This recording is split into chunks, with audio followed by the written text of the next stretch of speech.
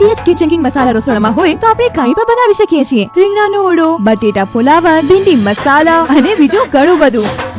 MDH.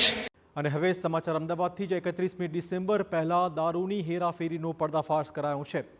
સાણંદમાં દારૂ ભરેલી ટ્રકે પલટી મારતા દારૂની બોટલ વિખેરાઈ ગઈ હતી.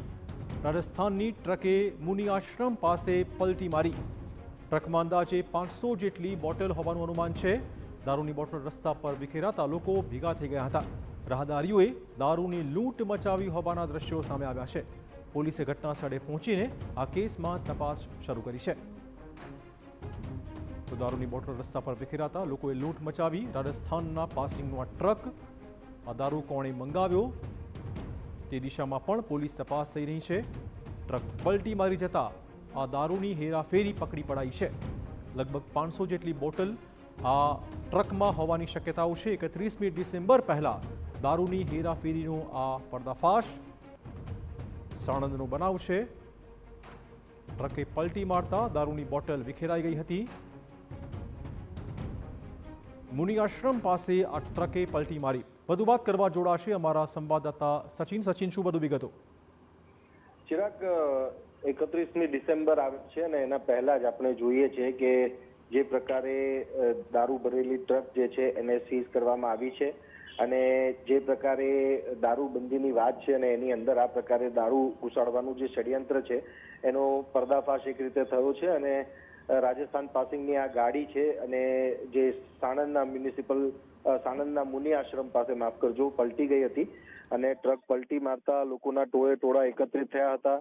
અને જ્યારે લોકો દારૂની બોટલ લઈને નાસી રહ્યા હતા એ પ્રકારના દ્રશ્યો પણ જોવા મળી રહ્યા છે.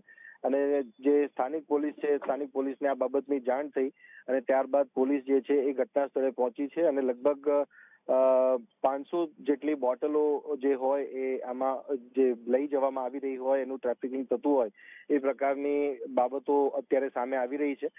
મહત્વની બાબત અહીંયા એ છે કે રાજસ્થાન પાસિંગની આ જે ટ્રક છે એ આટલા અંદર સુધી, એટલે કે સાણંદ સુધી પહોંચી એ જ સૌથી મોટો પ્રશ્ન છે. એટલે બોર્ડર પર ચેકિંગ કયા પ્રકારનું છે, ત્યારબાદ જે અલગ અલગ ડિસ્ટ્રિક્ટ એને ક્રોસ કર્યા છે ત્યાં ચેકિંગ કયા પ્રકારનું છે, આ સમગ્ર બાબતો જે છે ઘણા બધા સવાલો ઉભા કરે છે. અને એમાં પણ આ દારૂની ટ્રક જે છે પલટી છે ત્યારે એ બાબત ધ્યાનમાં આવી છે અને લોકોએ લૂંટફાટ મચાવી છે. ત્યારબાદ પોલીસના ધ્યાનમાં આ બાબત આવી છે અને ત્યારબાદ કાર્યવાહી થઈ રહી છે. એટલે ઘણા બધા સવાલો અહીંયા ચિરાગ ઉભા થાય છે કે 31st પહેલા.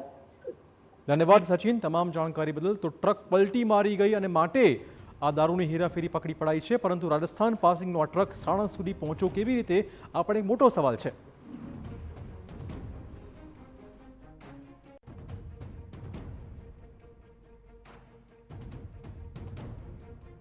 MDH ચણા મસાલા. હવે છોલા હોય કે ચોળા, સફેદ ચણા હોય કે કાળા ચણા, બધું મજેદાર બનશે. MDH